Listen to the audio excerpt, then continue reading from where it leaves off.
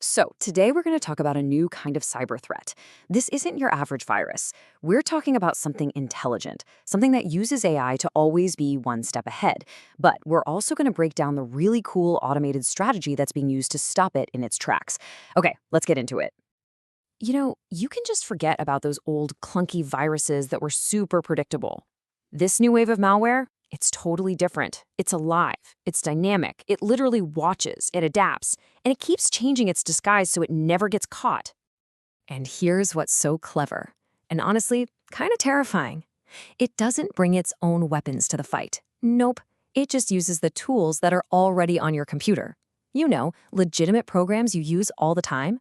It turns those into weapons. It's basically hiding in plain sight. And this threat? It has a name. It's called Funklocker.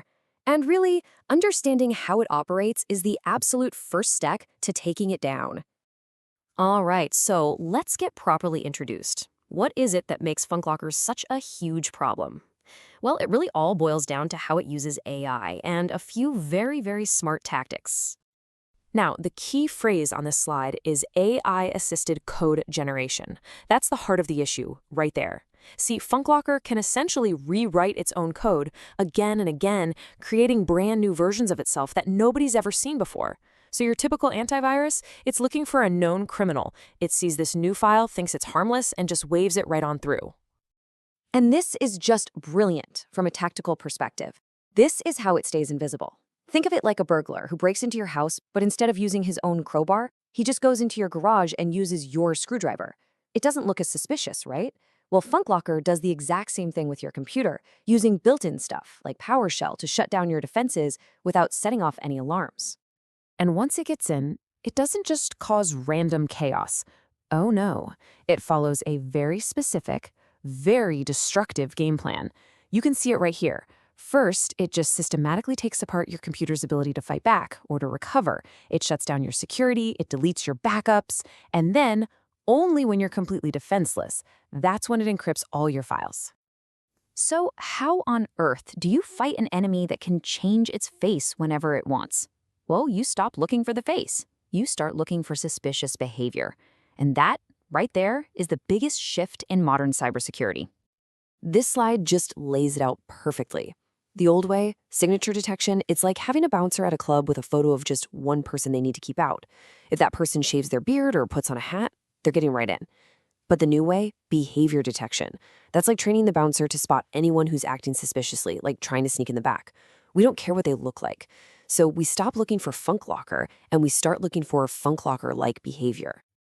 Okay, so what we need is a lookout, right? A digital watchtower. For this, we're going to use a security tool called Wazuh, and we're going to teach it to recognize the exact moves Funklocker makes. We're going to use its own predictable playbook against it. Now, I know this looks like a bunch of gibberish to most people, but this is one of the actual commands that Funklocker uses, and when you figure out what it's saying, well, that's the key to our whole defense. In plain English, it means erase all safety backups immediately and silently.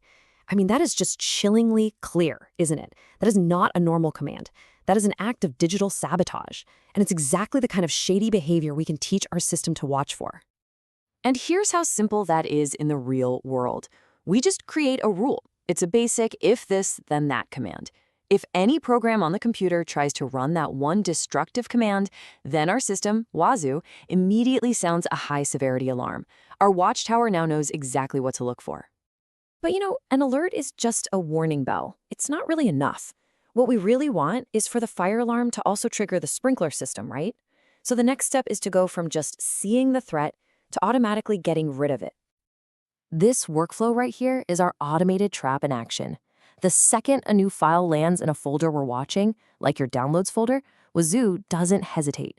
It instantly triggers a scan with another tool called Yara, which is like a bloodhound for bad code. If Yara sniffs out a match for Funklocker, the system doesn't ask for permission. It just deletes the file. Boom, the threat is neutralized before it even has a chance to run. Okay, let's watch this happen in real time. The ransomware file hits the system. Instantly, the system sees it. The active response kicks in. The Yara scan runs, and yep, confirms this thing is Funklocker. And just like that, it's gone. deleted, wiped out in a fraction of a second. So what does this all mean for the future? Well, it means our defense has to be just as fast, just as smart, and just as automated as the attacks that are coming for us.